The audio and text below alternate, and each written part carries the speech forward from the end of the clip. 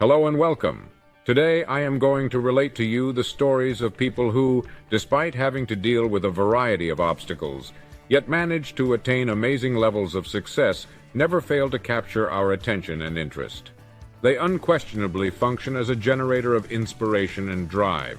However, if we take the time to investigate them thoroughly, we will find that they are significantly more than that. The little youngster, both of whose legs were horribly burned, and about whom it was said that it would be a miracle if he could walk again, and goes on to become an athlete who competes at a world-class level in track and field.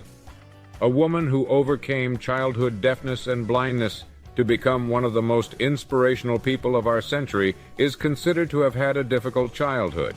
At this point, it's practically a cliché to talk of children from poor families who grow up to achieve fame and fortune for themselves. In this day and age of unprecedented immigration, we hear about and witness on television instances of persons who arrived into our nation without any money and without knowing a word of English, but who, within a shockingly short length of time, have become very successful. These examples are common, and we hear about and watch them on a regular basis. These are instances that are often seen. In point of fact, the typical Korean family that has made their home in the United States over the course of the last 2 decades has a higher average income than the typical American family whose members were born and educated in the nation. This is the case despite the fact that the members of the typical American family were born and educated in the United States. How could anything like that ever take place? Freedom and the liberty of the person are the most valuable things that exist on our earth. Additionally, it is extremely rare, which is another factor that contributes to the item's overall high value. People who, in spite of insurmountable challenges and miles of bureaucratic hurdles, finally make it to the United States of America, frequently find that for the very first time in their lives, they are free. As a pleasant and wonderful consequence of it, they are enjoying a great experience. And with this newly found liberty, they set out to carve out a place for themselves in the world. They begin working to assist the people who live in their new country, and begin doing so in the name of their new nation. They don't worry too much about how much time has passed. However, the fact that they are able to pursue their own objectives in the nation that is both the most prosperous and the most liberated on the planet is everything. Every single one of them puts in a lot of effort when they are at work. The work that they produce is of an exceptional, illustrative, and unrivaled quality, and the rates that they charge are fair and affordable. They will not be seen demonstrating in the streets with placards requesting higher wages or less working hours. They do not need anything more than the opportunity, and when it is provided to them, they make the most of it. They are pleased with nothing more than the chance. A New York City-based Korean family was successful in their bid to acquire a little convenience store that is situated in the heart of Manhattan. The first thing that they did was to tidy it up as their first step. The retail establishment sparkled with immaculate cleanliness. After that, they crammed it full with all of the food items that they thought the people living in their area may be interested in buying. They got their daily activities underway at a very early hour. They didn't close until the early hours of the morning, which was really unusual. They made it a point to provide a warm greeting to each and every one of their customers in a courteous way. Naturally, they had a great deal of success in doing a lot of things. Every day of the week they were accessible to do business. The next day, patrons who went to the establishment found out to their dismay that it had been closed down. A note that elaborated on the rationale behind the decision was posted on the door. It said, "We have gone all the way to Yale University to attend the graduation of our son." This is an American tale, the true story of people who found enjoyment in their freedom and in the ability to aid their fellow man, and who made the most of both of these things. This is an American narrative. This is the genuine story.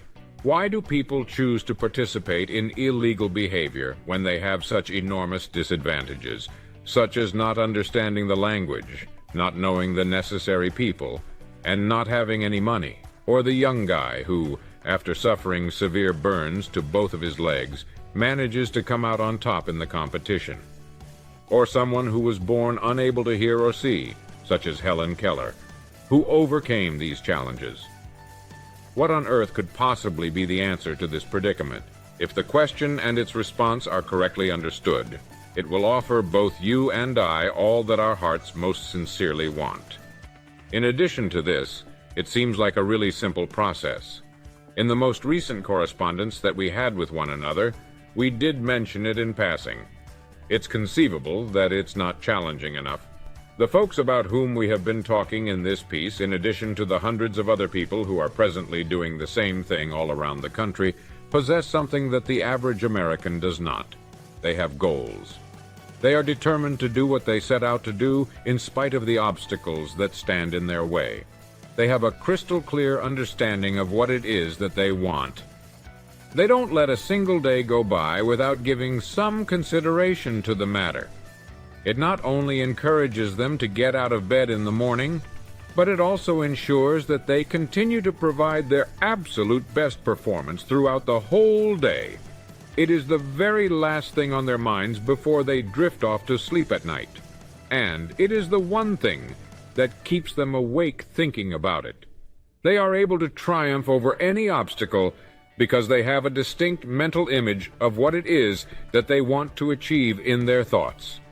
This goal, this passion, this vision, which is kept secret from the rest of the world except for the person who has it, is responsible for perhaps every meaningful stride forward and achievement that mankind has achieved.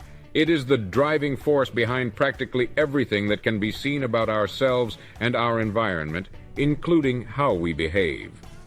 Every great success that has been done by men and women over the course of history is either a dream fulfilled or a goal reached. This is true of every single significant accomplishment that has ever been accomplished. It has been hypothesized that the mind is capable of doing everything it can imagine or believe is feasible. It used to be an empty lot or an old eyesore, but in its place now stands a stunning edifice that completely transforms the area. The bridge is what reaches out across the water to the next peninsula.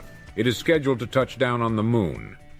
It's the teeny-tiny small shop smack dab in the midst of Manhattan, if I'm not mistaken.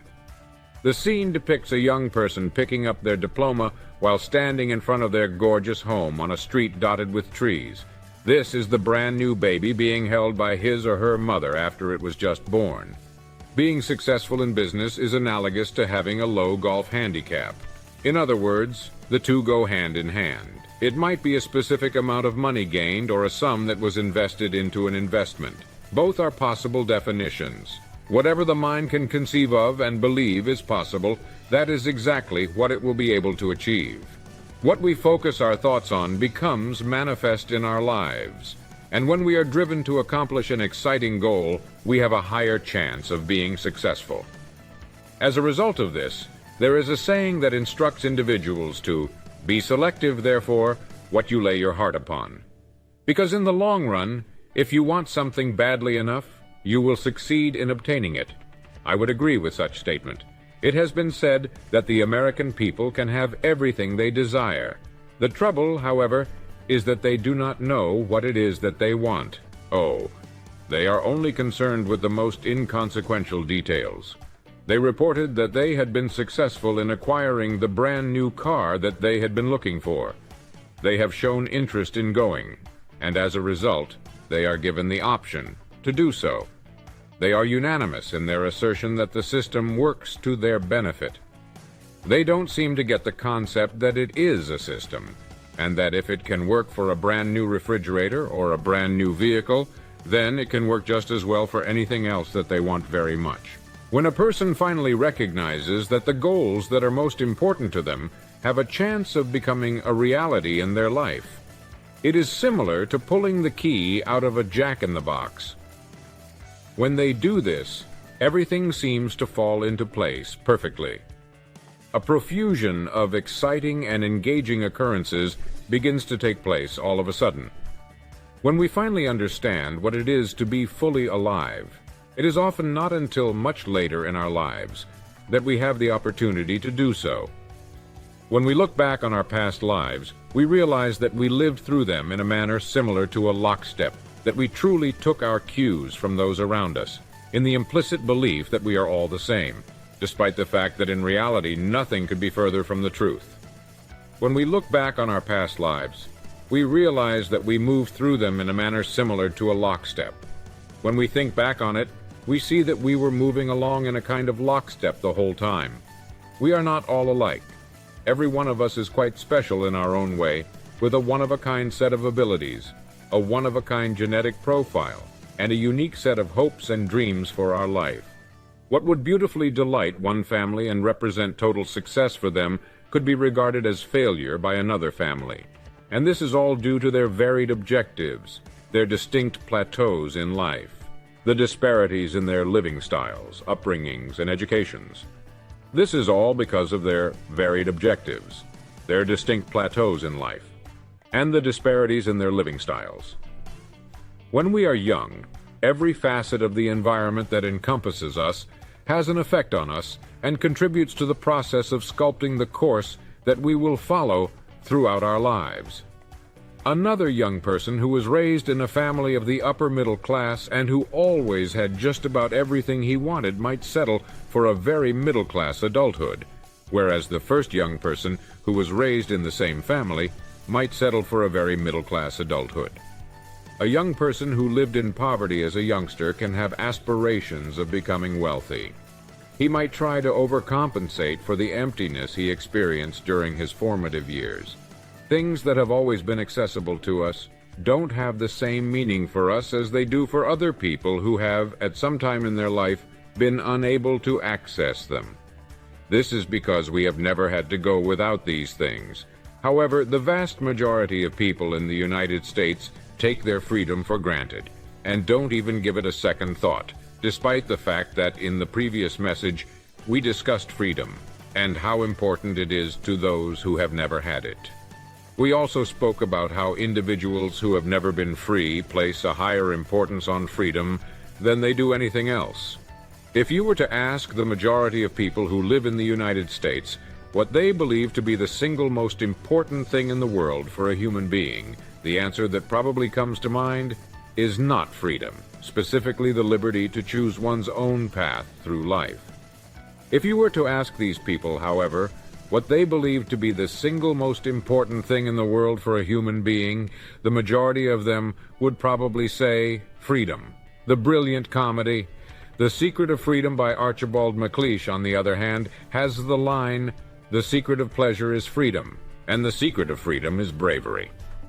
In order to have a grasp on the subject at hand and the importance of goal setting, we first need to recognize the fact that goal setting is the essential component of any form of accomplishment.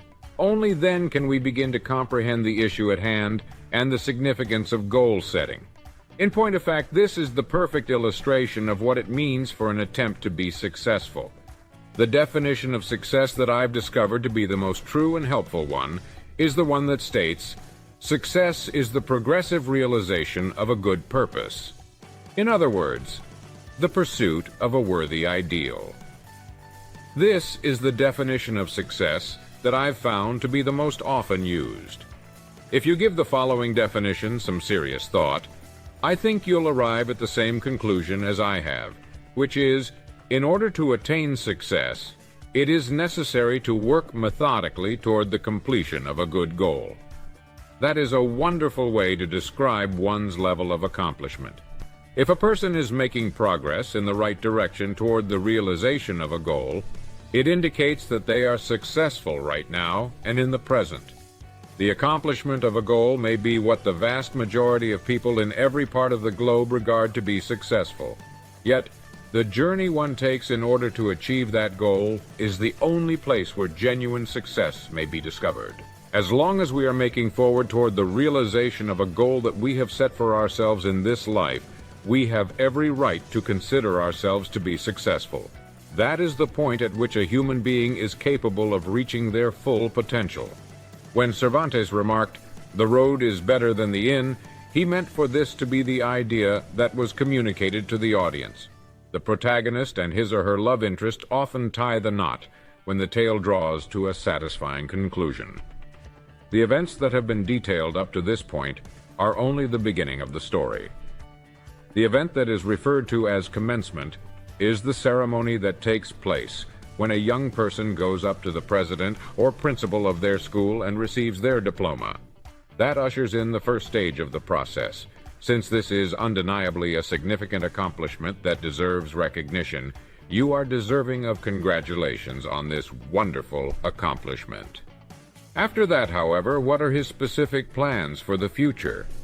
It is incredible to see a person's accomplishment of a goal after they have dedicated a significant amount of time and effort toward obtaining that goal. Now is the time to take a break, congratulate yourself on what you've accomplished, and truly value the work that you've put in up until this point. On the other hand, if we don't come up with a new, more ambitious goal to strive for, we can't consider ourselves successful anymore. This is how I define success.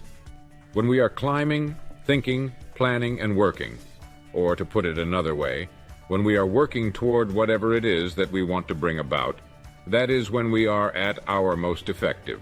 I certainly do not intend to imply that we should cultivate an unhealthy fixation with our own occupations in any way, shape, or form. In point of fact, it has been shown in a number of different ways that the individuals who are able to keep a wonderful balance in their life are the ones who end up being the most successful. They make extensive use of the various chances for amusement that are available to them, and they also spend a significant amount of time relaxing. Our brains are at their most productive when we get enough sleep, and the mind is the largest and most important component of who we are, regardless of the activities we choose to pursue. When we get enough sleep, our minds are at their most productive. Have you ever come across an athlete who said anything along the lines of, about 90% of it is mental? Playing a round of golf or tennis at a very high percentage, whatever the actual figure may be, is considered to be a successful round. The way in which we approach a contest mentally, as was covered in The Magic Word, has the potential to be the determining element in whether or not we come out on top. We have taken into account everything, and by defining success as the continuous achievement of a laudable purpose, we have ensured that we have covered all of our bases. A young child who makes the commitment to finish their education has the potential to achieve the same level of success as everyone else on the earth. The person who is successful because they are climbing the corporate ladder at their company is also successful in their own right. Believe me when I say that if you have a goal that you regard to be worthy of you as a person, a goal that makes you happy just thinking about it, you will succeed in attaining that goal. If you have a goal that you consider to be worthy of you as a person, you will succeed in achieving that goal.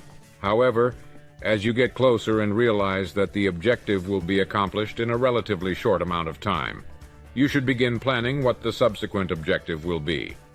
When a writer is in the middle of writing the book that he is currently working on, he may often get an inspiration for his next book while he is in the middle of writing the book that he is currently working on. This can happen even while the writer is wrapping up work on the book that he is now working on. When this happens, the author could start jotting down some notes on the idea, or he might think of some possible names for the book that he is presently writing. That is the correct way to go about carrying out the tasks at hand. The line, "I slept and dreamt that life was pleasure. I arose and saw that life was duty. I acted, and lo, duty was joy," is my favorite poetry of all time. Rabindranath Tagore, a great Indian poet, penned it. Tagore was born and reared in Calcutta, India. When we give our whole attention and focus to achieving a goal that we have established for ourselves, while simultaneously engaging in activities that bring us joy, we are able to perform at our very best and are rewarded with the greatest sense of fulfillment. It imparts a sense of meaning and direction onto our leisure time and makes for more restful sleep for us. It brings everything else in life to a level that is so much more wonderful and worthwhile because of it. When most people hear the word success, the first thing that comes to their mind is having a significant amount of financial security to show for it.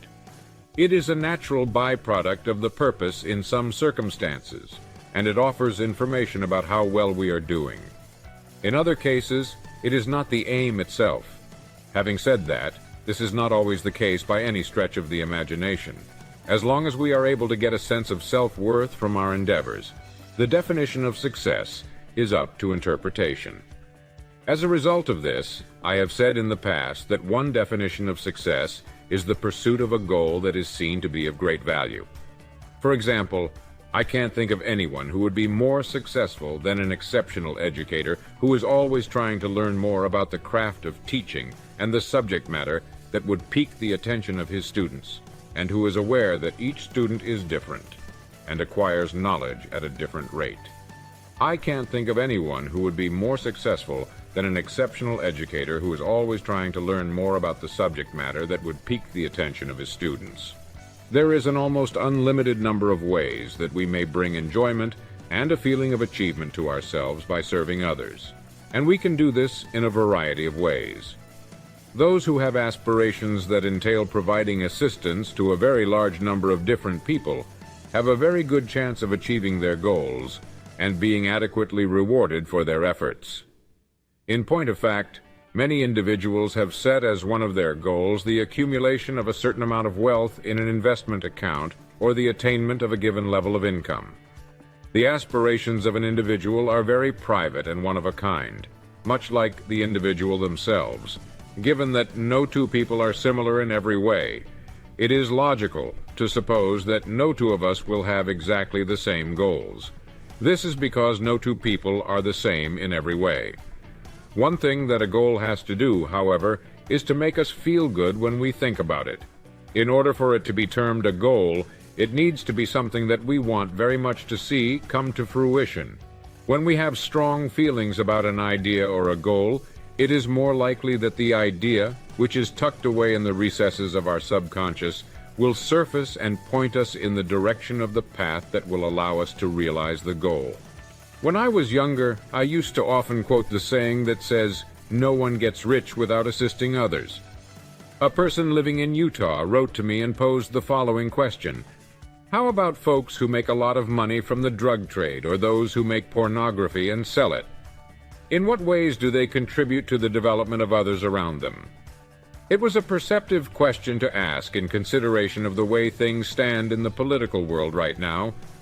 In my response to his letter, I explained that, in my opinion, success consists of accomplishing one's goals in a methodical manner, with the end goal being the acquisition of something of significant worth. It is impossible to use the term successful to describe those whose livelihoods depend on the distribution of illegal substances or pornographic material. They are participating in activity that is not just destructive, but also counterproductive to their goals.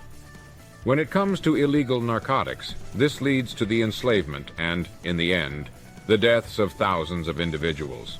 I continued by saying that despite the fact that our criteria are constrained and not too complicated, the things that we desire in this incredibly rich world are almost without bounds. We are doing a service for other people when we cater to their wishes, regardless of what those desires may be. However, this service is not always to either of our or their benefit, so we should be aware of the potential downsides. People who are involved in the distribution of illegal substances and pornographic material are not what I would call successful, and the wealth they amass will not amount to much if they are apprehended and sentenced to time in prison.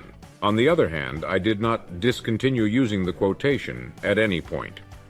Although it is possible to amass wealth without making significant contributions to the well-being of others, the vast majority of us do not opt to pursue this course of action as our life's mission. There is simply no justification for feeling proud of it in any way. Why put yourself through the hassle when there are so many wonderful, beneficial, and excellent methods that you may support other people? But it doesn't matter what it is that we want to achieve, because as long as we keep working toward it and give it the full attention that it deserves, we will be successful. The way the system works is as described here. It is generally accepted that around 5% of the whole population is responsible for outstanding levels of success.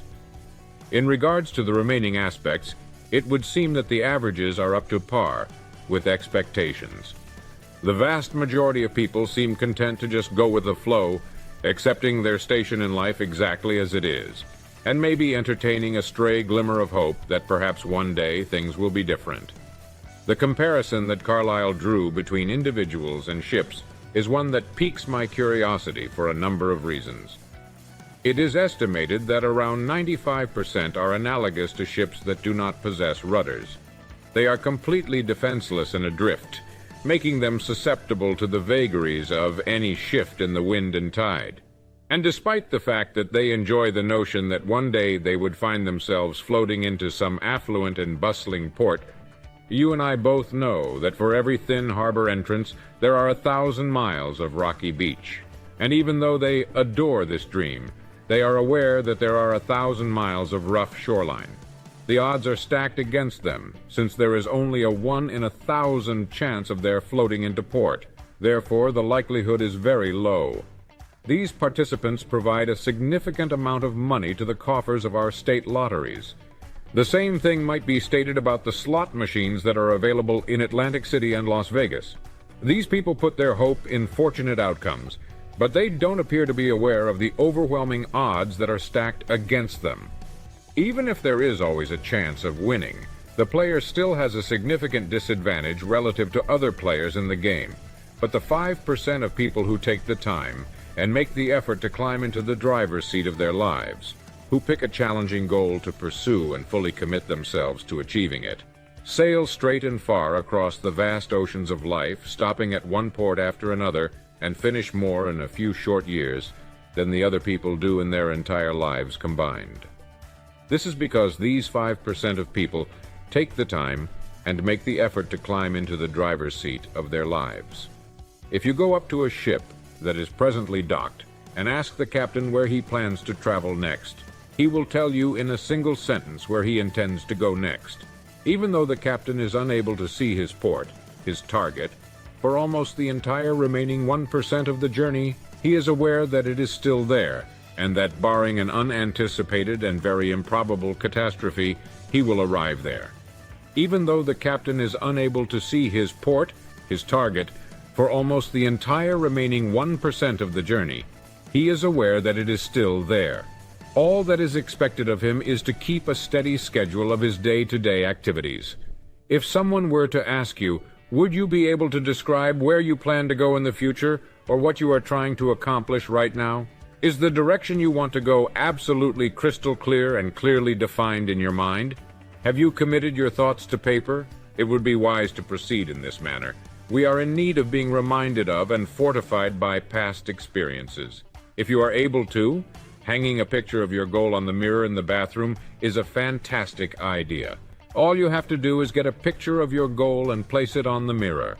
The practice of carrying around a card in one's wallet or pocketbook on which the person's aspiration is inscribed is one that is followed by tens of thousands of individuals who have achieved great success. When we ask people why they are working, there is a strong chance that their answer will be in broad and general terms, since that is how they see their motivation.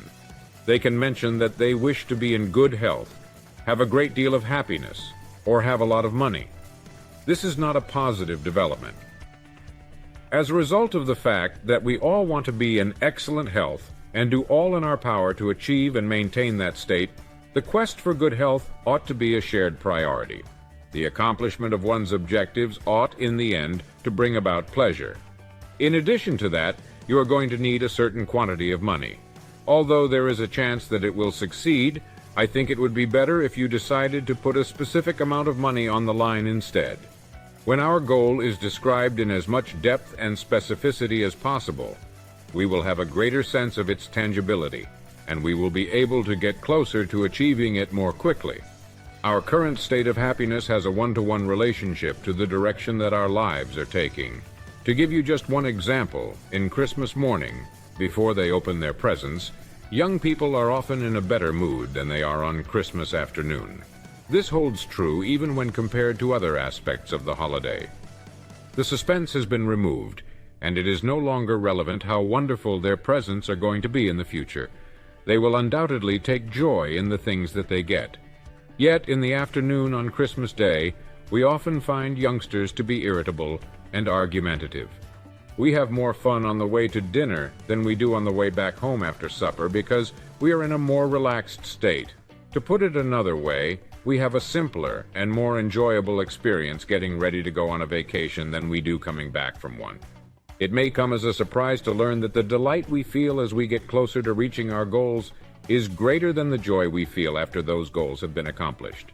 As a result of this, it is of the utmost need to formulate a brand new target as soon as the prior one has been completed successfully. In addition, we are not allowed to pause at any point throughout this procedure. We should spend every day of our life working for a new plateau on which to stand, or a new goal to accomplish, and we should feel that we have earned and be looking forward to attaining this new plateau. If you, like tens of millions of other individuals living in the United States, aren't sure what it is that you want passionately enough to make it your primary aim, I propose that you compile a wish list for yourself. This will help you figure out what it is that you desire. Bring a notepad with you, choose a comfortable spot to sit, and write down a few of the things or experiences that are at the very top of your want list. You may have a gorgeous new house, a trip across the globe, or a vacation to some exotic country or location on your list of things you want to do in the future. It's conceivable that you have a yearning for a sailboat or a motor yacht, but it's also feasible that you don't. If you are an avid fisherman, you may also be interested in salmon fishing in Alaska or trout fishing in New Zealand. Both of these destinations are in Oceania. These two locations may both be found in the Oceania region. It may be a business that you operate on your own, or it could be a specialized position inside the company that you are already working for. It may be a certain income that will enable you to live in the manner that you have always imagined living, or as I said earlier, it may be a precise amount of money invested in lucrative companies or stored in a bank account. Either way, it is something that will allow you to live in the manner that you have always imagined living.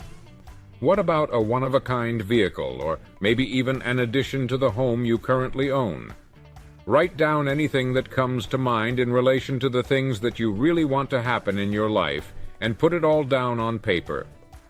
Just write it down. After you have accomplished everything on your wish list, look back over it one last time and number the items in order of how important they were to you. Then, for the time being, you should make the accomplishment of number 1 your primary focus. Listen to this message often, as I hope you will listen to all of the messages in this program until the suggestions become entrenched in your way of thinking and cause you to behave in the manner that is consistent with how you would usually behave. You may put your faith in the process. It is trustworthy regardless of the circumstances. In life, there are no winners and there are no losers. Anyone has the potential to achieve their goals, and millions of people have already done so. So can you. One thing is certain, you will become what you concentrate on the majority of the time. This is the one thing you can control about yourself. If you think in a chaotic and cyclical manner, then your life will be a chaotic mirror of the concepts that you think. But if your thoughts are well organized and clear, and if you have a goal that it is essential for you to achieve, then you will be successful in accomplishing whatever it is that you set out to do. It is critical to maintain a singular concentration on the accomplishment of one goal at a time. That is where the vast majority of people make mistakes without ever being aware of what they are doing wrong. They are unable to concentrate on a single goal for the amount of time required to complete it before switching their attention to another route, and then another road after that. As a direct result of this, they are only successful in creating uncertainty and coming up with reasons for their lack of achievement. I made the decision when I was 12 years old that I wanted to learn what other people referred to as the secret to success. I schooled myself on the various religions of the world, studied psychology and sociology, read the writings of some of the greatest philosophers in history, and read any book on the subject that I could get my hands on. Then, all of a sudden, many years later, I came to the understanding that throughout the thousands of books that I had read and the hundreds of lives that I had investigated, a simple fact kept popping up again and again. This epiphany came to me when I was working on a book called Life, A Reader's Guide. It is a widely held but mistaken belief that one cannot learn anything unless they have sufficiently prepared themselves mentally for it. It would seem that by the time I was in my late 20s, I was finally ready to learn the long-sought-after secret for the very first time. This realization occurred when I was in the position to do so. It was as easy as this: whatever we think about most is what we end up becoming.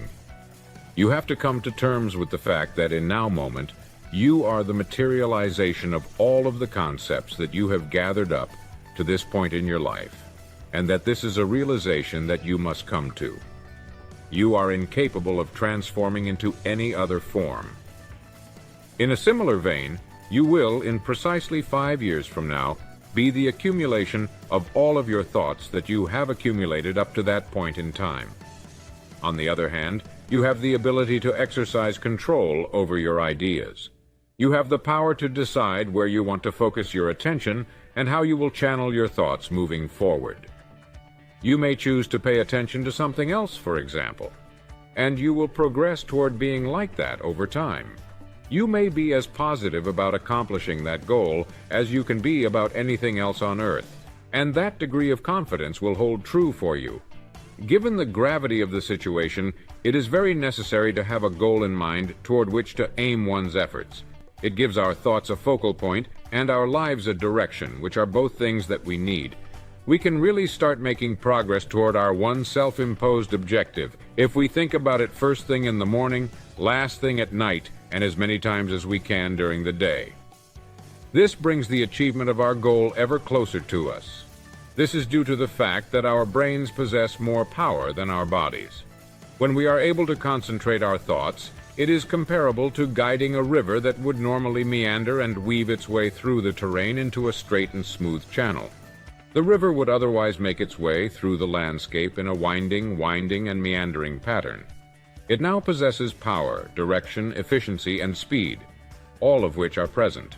Billions of people all over the world would be willing to give up everything they own in order to have the freedom and personal liberty that you and I take for granted, to have the right to choose their work and their goals, to be able to take pleasure in our abundant standard of living and our educational system, to be able to live in peace and privacy within their own homes, and to have laws that protect the citizen rather than persecute him. Everything is ready to go. However, despite our abundance, there are still millions of people who lead miserable lives with no clear direction. They have crammed themselves into little quarters that they have constructed for themselves.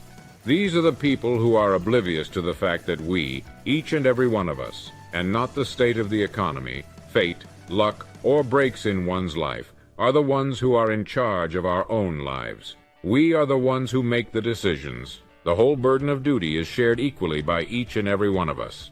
The person who does not have a purpose in life is like a ship that does not have a rudder, Carlyle says in his quote. Set a goal for yourself in life, and once you've achieved it, devote as much of your mental and physical energy as the Lord your God will let you to your work. He also said, a person with a half volition goes backward and forward, and makes no way on the smoothest road. But the person with a whole volition advances on the roughest, and will reach his purpose if there is even a little wisdom in it. He was referring to the fact that a person with a half volition moves backward and forward and makes no way on the smoothest road. He was alluding to the fact that a person with a half volition travels backward and forth and does not make any progress, even on the road, with the least amount of bumps. It is attributed to Munger that he made the observation, there is no other road to success other than by a clear and compelling goal. There is nothing else that can take its place. There is just no alternative. Every aspect, including personality, culture, social standing, and level of achievement, is in some way influenced by a target. So decide upon your goal. Insist upon it. Check the progress you've made on your goal card as soon as you get up, before you go to bed, and at any other point during the day when you have some free time. If you continue in this fashion, the concept of what you want to do will become deeply ingrained inside your mind. Imagine that you have already succeeded in achieving the goal that you set for yourself. If you continue to do that without fail on a daily basis, it will, before you realize it, transform into a routine for you that will move you from one level to the next. If you do that every single day, it will become a habit for you, one successful endeavor after another over the whole of your existence. Because doing so gives you access to everything in life that you could ever hope for or accomplish, which is the secret to being successful. What you are right now is the direct result of what you are thinking about. And what you think about in the future will very certainly shape who you are.